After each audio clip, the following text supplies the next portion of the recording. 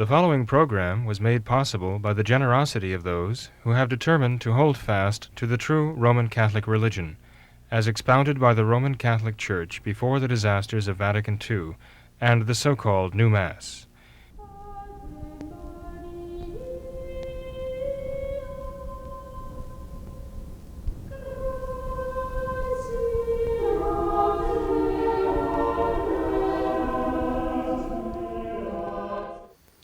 No more will we ever be able to think of the church this way in terms of the sexual abuse crisis. Francis has taken care of that, you see. No. He doesn't see this sexual abuse crisis as a problem.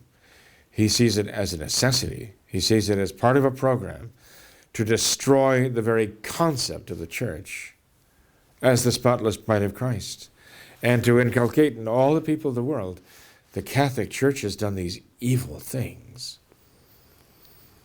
And you know what? It's curious. The most radical leftist in the Francis Church is saying the Church has done these evil things. And the most conservative in the Novus Ordo, even those who are attending the Latin Mass in the Novus Ordo, are saying the same thing. Yes, the Church has done these evil things. With one voice, they're all saying the same terrible thing, the same lie. The Church has done these evil things. Only the traditional Catholics are saying the Catholic Church has not done these evil things. The Catholic Church could not do these evil things.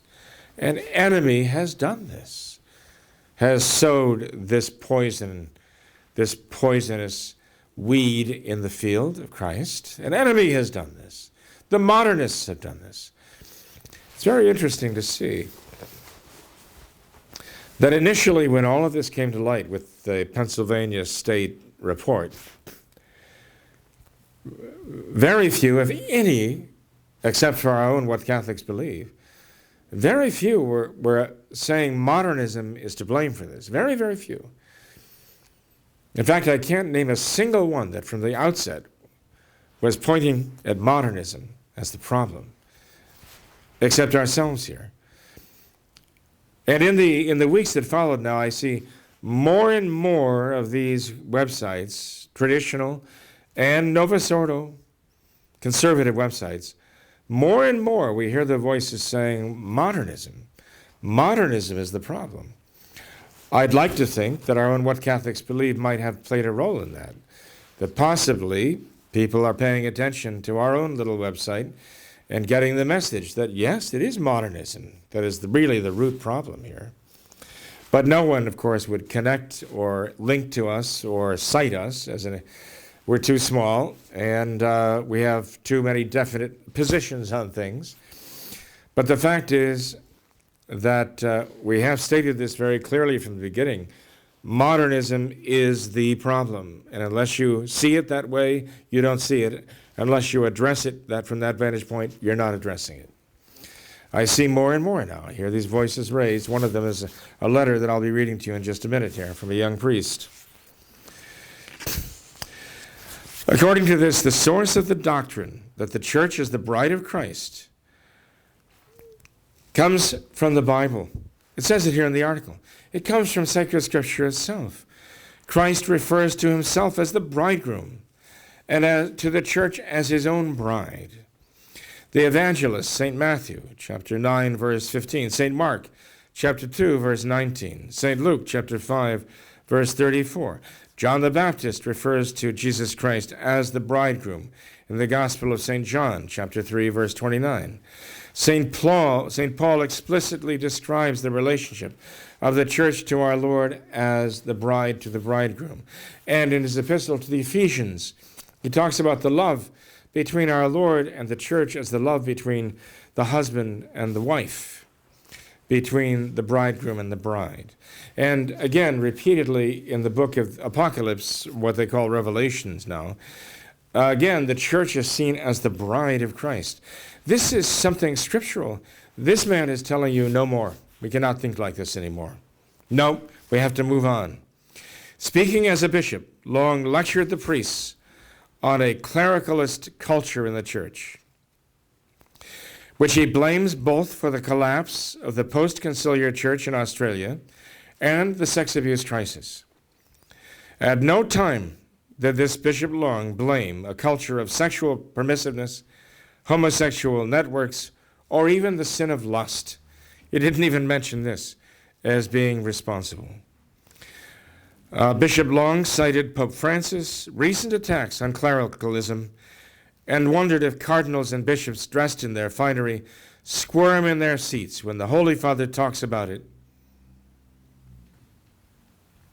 And so he goes on and talks about it, and he wraps up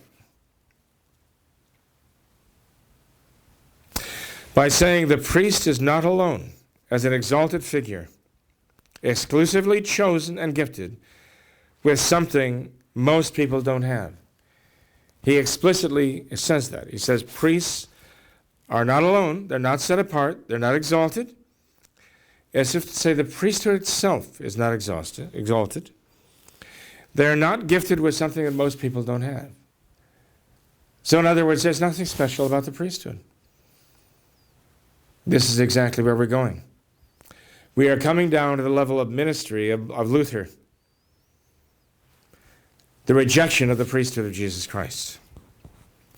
Ironically, Bishop Long says, ironically, the whole clerical culture is often geared towards individual heroism and male chauvinism. He's saying this with regard to the example of the cure of ours, St. John Vianney. Now, I want you to listen carefully to this point here. He refers to that great example of priestly holiness, the cure of ours, St. John Vianney. And this is what he comments about St. John Vianney and his place in the church and his place in the new church. Ironically, the whole clerical culture is often geared towards the individual heroism and male chauvinism. The cure of ours, John Vianney, blessed John he calls him, he was a hard man, wasn't he? He denounced dancing, among other things. He is a patron saint par excellence for this kind of priestly individual heroism. No wonder many of us suffer from ministerial burnout, depression, and loneliness, he said. This is what he says of the example of the cure of ours, St. John Vianney. The example that he said. Individual heroism, he said, he's making a mockery of the saintliness, blessed John, he calls him, his condemnation of dancing, modern culture. He says, no wonder, following an example like that, the rest of us suffer from ministerial burnout, depression, and loneliness. This man is not a sick man. He's not a demented man. He's not a deranged man. He is the perfect modernist bishop of Francis. He expresses perfectly the modernist contempt for the holiness of the priesthood and the holiness of the sacrament of holy orders. And then in a statement straight out of Vatican II, it might have been straight out of Vatican II, he says, I invite all Catholics in our diocese to exercise our responsibility as citizens to engage in this community discernment. There you are, the magic word. In other words, rethink everything, reject the traditional, immediately adopt the modern, or the modernist. It should not be a matter of a simple answer, yes or no, to the postal survey. It should be an opportunity for us to witness to our deep commitment to the ideal of Christian marriage. But it should also be an opportunity for us to listen to what the Spirit is saying through the signs of the times. Classic Vatican II. Yes, reaffirm, as he says, our commitment to the ideal of marriage, an ideal which most people can't really be expected to hold to. That's just the ideal. That's not the norm. Notice what he's saying here. But at the same time, we are reaffirming our commitment to this ideal of marriage, which is inaccessible to most people, he said, we also have to keep our ears open to where the Spirit is taking us now in the signs of the times. And what he's saying is a contradiction. Yes, uphold this, at the same time you're tearing it down. Accept this, embrace this, reaffirm your loyalty to it, at the same time you're trampling it underfoot and destroying it. Vatican II, time and time again, the bombs were placed there to detonate, and they're detonating all around us right now. But they were planted at Vatican II, make no mistake about it. And I'm going to also reference a letter here, which I think is extremely important, because it shows there is a young priest out there who really does get it. He really does understand what he's dealing with. So much so that I'd like to read the letter to you in its entirety, but I will refrain from doing so. This letter actually was addressed to a Dr. Peter Kwasniewski. Dr. Kwasniewski was writing for 1 Peter 5. That's where this appeared, October 25th, 2018. The article is entitled, Letter from the Battlefront, What a Faithful Young Priest Goes Through. And I was quite amazed when I read this letter, because I saw that there is actually a young Novus Ordo priest who really gets it. And he gets it why Francis and his fellow modernist revolutionary cardinals don't get it. Now, after an introduction by Dr. Kwasniewski, he then cites this letter in its entirety. And I consider this to be a classic already in terms of its clarity of expression about what the modernist crisis is really all about. This young diocesan priest is not identified. He just says he's a diocesan priest who had to leave where he was because of all of the, what does he say, rampant sexual promiscuity and its attendant cover-up and persistent refusal to recognize it as a problem. That is why this young priest had to clear out from where he was and seek another place. He doesn't identify where the place was or where the current place is, which is fine. He goes on to say something rather interesting here about what he's found in the new place. Here's what he says. I'll just read it to you. I couldn't say it better than he does. I have never witnessed sexual abuse, but I have witnessed things like stalking, targeting, and seductive behavior by priests. One priest who was accused by others had at some point actually tried to seduce me. Being a mature adult man, I never tolerated the behavior and walked away. But the sheer quantity and persistence of this behavior eventually led me to my having to tell several of them that if they ever attempted to communicate with me again, I would get the police involved. That is the only sort of language they know how to speak, victimization. They are hell-bent on making you their victim. And the only thing that will stop them is if you threaten to make them a victim. Then, after you have threatened them, they crawl into a corner with tears, as if you've wounded them unjustly. They protest, I wasn't doing anything wrong. They tempt you to apologize, so that in your moment of weakness, they can then victimize you. Their entire rubric for life is to seduce and victimize, all the while pretending as though this is how natural friendships are supposed to be. They play the role of victim when their seductive tactics are exposed. In this climate, there is nothing that can be done to preserve the peace of a fraternal community. There simply is no peace, no charity, only sin and sacrilege, and the charred remains of Catholicism. I mean, I have to say that this man expresses very, very well the modus operandi of the homosexual clergy. And you know what came to mind? but he talks about how they are aggressive, and then when you stop them and threaten them to expose them, they become the victims and try to draw your sympathy, so that in drawing their sympathy, they can make you feel bad and use that also again to seduce you. Another attempt to seduce you. I couldn't help but think. I couldn't help but think of Gollum in The Lord of the Rings. Gollum, you know the character in The Lord of the Rings.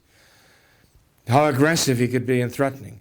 Oh, but when he was found to be at fault and when he was threatened, how he retreated and how he was, those big soulful eyes looking at you. Oh, the pure victim he played to gain your trust so that you would then turn your back on him, and then how he would plot against you.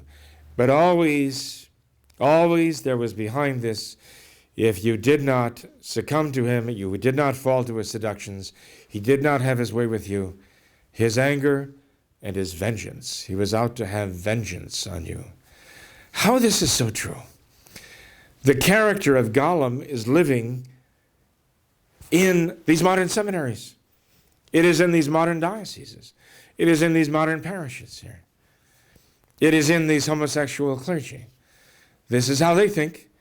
This is how they act.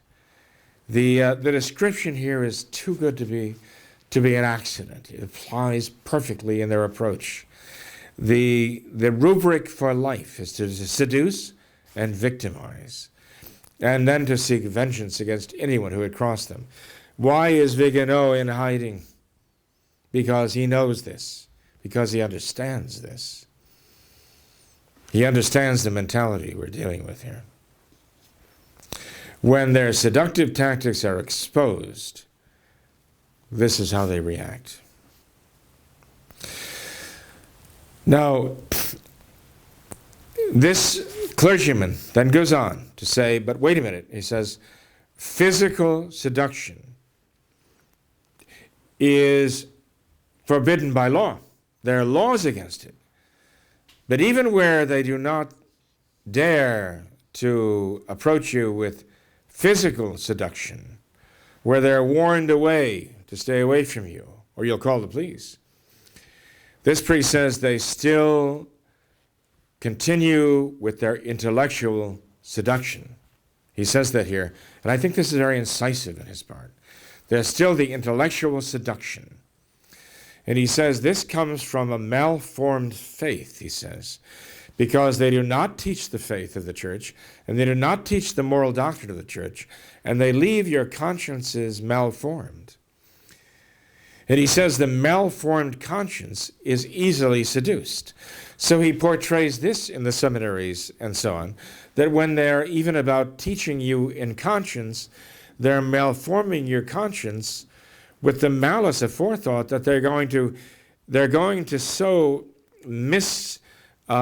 misteach you. They're going to so badly teach your conscience that you're going to be open to their seduction.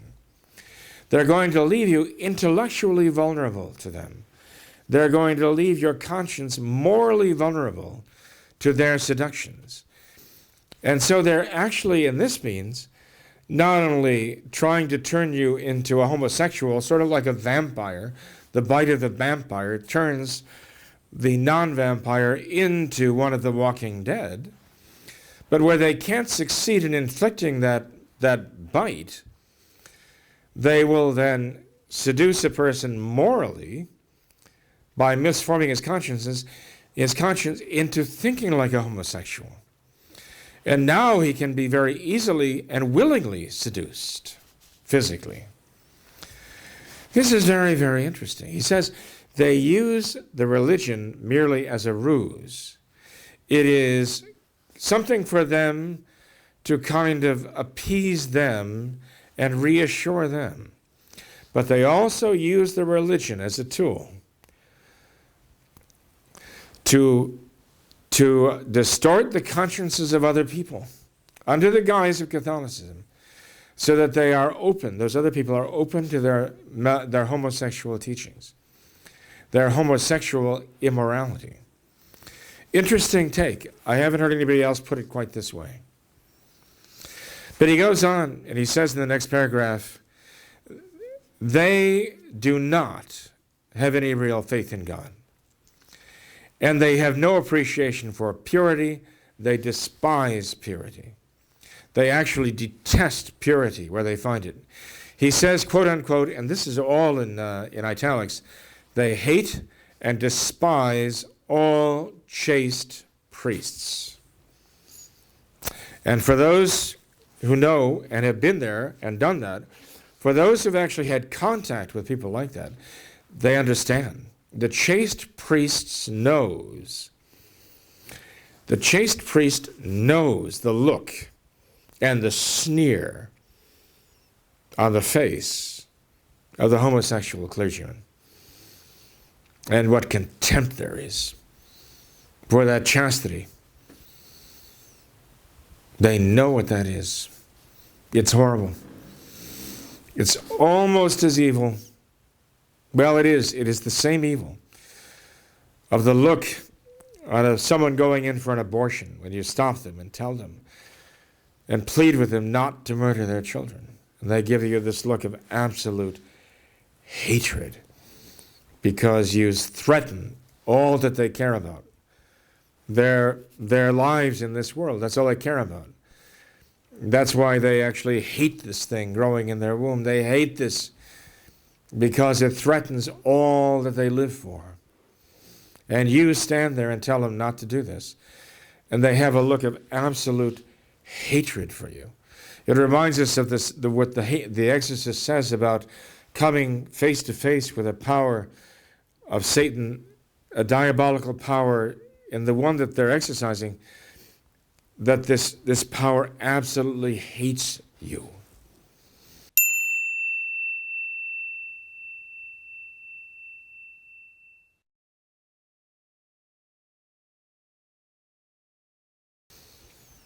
And so it is that on the homosexual priest, in his voice and on his face, you see that same sneer and contempt wherever they meet with chastity, not only in the lay people, but especially in their fellow clergy. I quote, they hate and they despise all chaste priests. This priest then goes on, and I'm skipping a number of paragraphs here, but I think what he has to say is so important. He talks about their attitude toward the church, not just their fellow clergy now. He's not just talking here about how they regard their fellow clergy, which is what his topic has been up to now. He talks about how they regard the church. And he says they regard the church in this way, that the problem in the church is that the church has not changed enough, that the church is still too old-fashioned, that the church must be further changed. And here I think he gives an answer to a question. Some people are asking, why would the St. Gollum group, and before them the Pact of the Catacombs, why would they see a need for a Francis? Why did they not see that John Paul II or that Benedict XVI had actually succeeded in furthering Vatican II? Why do those of the people who support Francis regard Benedict XVI and John Paul II almost as failures in pursuing the course of Vatican II, as though everything ground to a halt in this great revolution during John Paul II and Benedict XVI? Were these two men not radical enough? Well, it is a fact. Now that we see Francis, we see how factual it is. That John Paul II exercised a kind of holding action to consolidate what Vatican II had changed. John Paul II didn't really introduce vast sweeping changes the way Paul VI had done before him. He just consolidated the changes that Paul VI had made. And Benedict XVI the same way. And so the radicals, the revolutionaries, very, very well might have seen John Paul II and Benedict XVI as being sort of obstacles who failed to realize the promise of Vatican II. And they needed a radical like Francis to come in and finish the job, as if they were to finish off the church and get it over with. This priest says something interesting. He says, according to the liberals, the current scandals are happening because John Paul II and Benedict XVI unreasonably prevented Vatican II from achieving the end for which it was called, to bring the Catholic Church fully up to date with the modern world.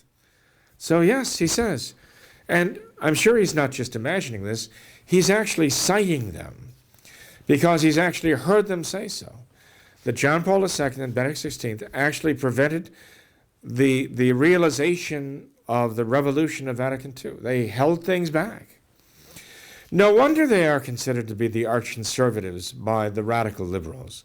No wonder the modern church, and even the conservative Novus Ordos, consider John Paul II and Benedict XVI to be sort of the quintessential Catholic pontiffs, because they held things more or less steady from the revolution of Paul VI. These are people who saw the revolution of Paul VI, those 15 years from 63 to 78, when Paul VI brought in all these changes. And all of a sudden now, things seem to stabilize under John Paul II, but they stabilized with the Novus Ordo. But for people who had come through the heady days of Paul VI's radical changes, it must have seemed like they'd reached a moment of peace and tranquility in the church, a moment of sanity after Paul VI. But in fact, John Paul II was nothing but a modernist who was actually very much a part of bringing all those radical renovations in Vatican II, long before him. The fact that he chose to hold on to them, and consolidate them, was actually a very important part of things. If they had had a Francis elected immediately after Paul VI, then the Catholic people, I'm sure, would have seen something very, very wrong. They would have reacted.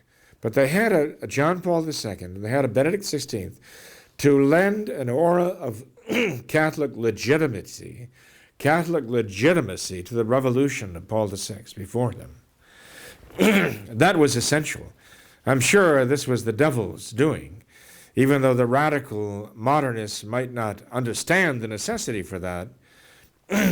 From our vantage point of modernism, we can see how that was absolutely necessary, because the modernist revolution threatened again to go off the rails, overheat, and simply destroy itself. Francis still sometimes does threaten that. Benedict XVI and John Paul II before them prevented that from happening. In a sense, set the stage for Francis now to complete this revolution. But when he says that the radicals in the modern church, the Novus Ordo, see John Paul II and Benedict XVI unreasonably preventing Vatican II from achieving its purpose of completely renovating, completely updating the church to the modern world. No surprise. The problem, they say, is that the priesthood is an enclosed society. Again, the target is the priesthood.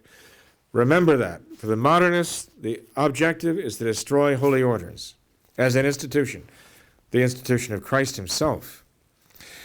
The problem is the priesthood is an enclosed society, too cut off from normal people, in which vice is allowed to flourish because of a protective old boys club. This is how they see it. If only women were there, things would be so much better.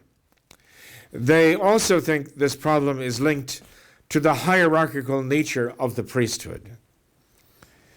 That our Lord never intended the priesthood to be hierarchical or distinct from the laity, and that this distinctness is the cause of the abuse crisis. That's what Francis is calling clericalism. He stated it very, very well. The distinctiveness of the priest, the distinctiveness of the priesthood, that there is a part or role the priest is to play that comes from Jesus Christ our Lord himself. that is of divine origin and by divine decree and divine authority, that the priest has unique powers of the priesthood to be an altar Christ, an altar Christus, another Christ at the altar, in the confessional, and so on. This is something that the modernist absolutely condemns and hates and wants to obliterate. And that is exactly what they're doing right now.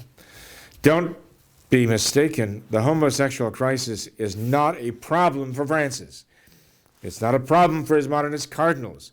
It's not a problem for his modernist clergy. It is the solution. It is the answer. It is a necessary part of the disintegration, of dissolving the priesthood, even the memory of the priesthood, what it was meant to be, and replacing it with a synodal church of the laity, relating what their experience of faith is at the moment with the successor of Jesus Christ, Francis, telling them now what the faith is right now. They say that the true priesthood that you and I believe in as Catholics is necessarily and inherently imperialistic and power-driven. This is harming the church, they say. And this priest says, judging by his most recent statement about this whole matter, Francis feels the same way that they do. Well, he sees that now. He sees that Francis sees this. He says what they're really saying underneath all of this banter is that the law of celibacy must change. But if you ask them, they may say, no, that's all right. Now, I would add something to what he says here. The homosexuals are not really that anxious to change the law of celibacy. It's obvious why. Why would the homosexual clergy want to change the law of celibacy? The fact that other priests who are not homosexuals are forbidden to engage in uncelibate behavior means nothing to them. It doesn't affect them. It doesn't restrict them in any way. In fact, celibacy in the priesthood is a kind of cover for them, that they can carry on, and they don't have to explain why they're not with women, now that it's okay. They don't have to explain why they don't have wives, now that it's okay not to be celibate anymore. You see, a homosexual in a non-celibate clergy would have a much more problematic existence in trying to explain why now they are not interested in women now that it's okay. So as long as there's celibacy, they can explain their lack of interest there. They're not really as excited about changing the laws of celibacy as one might think, and we can understand why. What they want to do, and this is where this priest says it so well, they really want to change the entire Catholic teaching on the virtue of chastity. That's what they want to change. They don't want to just change the rules of celibacy in the clergy. They want to change the entire Catholic teaching on the virtue of chastity. That's what they want to change. And you know what? When Francis says we must stop obsessing about abortion, contraception, and homosexual marriage, we must stop obsessing about these things because they're not the most important things. Those must not be our emphasis. Those must not be our focus. They're really not that important. That's a step in this direction, to change the whole Catholic teaching with regard to chastity. Well, if anyone is working on that aspect of it, it is Francis. So anyway, I will wrap up here by drawing it all together. What does this priest call for in his letter? He says the modernists ultimately want. He actually names modernists. He says here that the modernists are the issue. I was amazed when I saw that, but he said it out loud here. Modernism is the problem. He says what they really want is they want all the Catholic people to believe that the Catholic Church has failed them. This is what they're really after. This is the ultimate goal. So that every Catholic person believes that the Catholic Church has failed Christ, has failed mankind, and has failed them personally. This is the pretext for destroying the Church of the Old, that old evil clericalist medieval church of triumphalism and imperialism. Destroy it and build a church of compassion and humility. This is the whole point. This is what he says.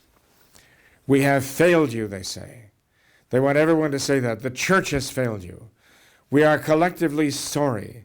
May God forgive us for failing you. Is this not what the modern bishops have been telling the youth at their youth synod here? That the church has failed them. We are collectively sorry.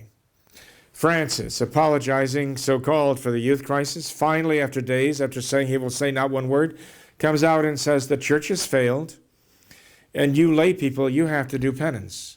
You lay people, you have to pray and you have to fast in reparation for what you have done. What nonsense. What utter nonsense, right? How can people fall for this? He says, they like to foment the sense that the clergy as a whole have failed the laity, or worse, that the church as a whole has failed them, because it makes the laity think that the essence of the majority of Catholics, that the essence of the priesthood and of the church needs to change drastically. That's what he says. That the essence of priesthood, the essence of the church needs to change drastically. The liberal priests have taken the temperature of the masses, and they believe that the majority of Catholics are now almost ready for the gigantic ideological shift toward the left that the church has been waiting for since Vatican II.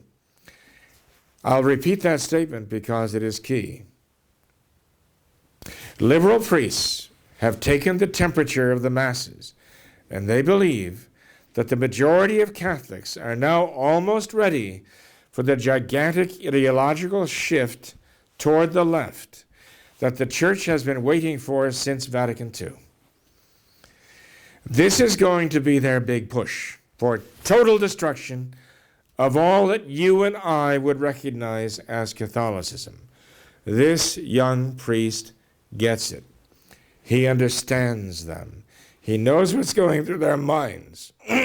He knows what their intention is. You and I need to understand it too. He says the Novus Ordo is an essential part of this whole plot. And here's where he goes. He says the Novus Ordo has undermined our reverence for Christ. The Novus Ordo has undermined our reverence for the church. The Novus Ordo has undermined our reverence for the priesthood. Not only the reverence the laity have to the priesthood, the Novus Ordo has undermined the reverence that the priests have for the priesthood. The Novus Ordo must go. He says we have to repeal Vatican II. That's where he ends. That's where he goes with all of this. He says, you call it an apostasy, and rightly so, he says. Let us call a spade a spade. It is time to decry modernism in the clergy, and every modernist priest must be denounced, whether or not it is his fault that he is one. Culpability cannot be taken into account when so many souls are endangered. The surest way to do this is for a pope, he says, a pope, to repeal Vatican II. He gets that much. The idea of a pope repealing Vatican II when you have Francis, the golden boy, the anointed one, the torpedo who is supposed to bring Vatican II to fruition, destroy the old church, and to build on its ruins the new modernist church. That's not going to happen. It's curious, though. He says this is what is necessary. It is amazing that he actually says it out loud.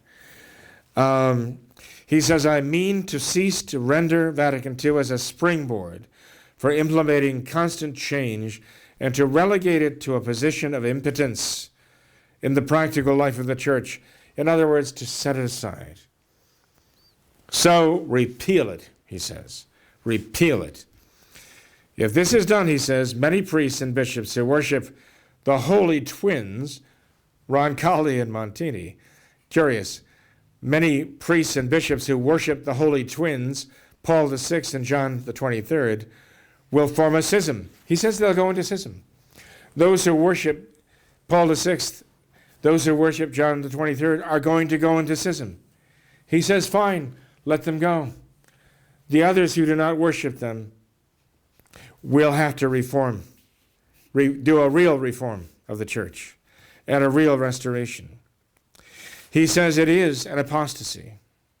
He calls it a cancer. He says, we have to end this modernism in the clergy. He says this is the intention of his daily rosary, for an end to modernism in the clergy. I'm sorry I've gone on longer than I intended. It seems I always do. But I think in order to just bring the point home, I don't see any other way. We just have to make the point. I think there are those who are truly getting it right now, truly understanding what's at stake right now. And whether I want people to link to anything I'm saying here, that is immaterial to me. But if they will go and they will address the letter from this young priest crying out in the wilderness here, in the wilderness of Vatican II, to unmask modernism for what it is, and say this is the problem, and we must do away with modernism and all its works and all its pomps, meaning the Novus Ordo, the entirety of the Novus Ordo that Paul VI put in place here. We must return to the practice of the traditional Catholic faith in its entirety. There you have it.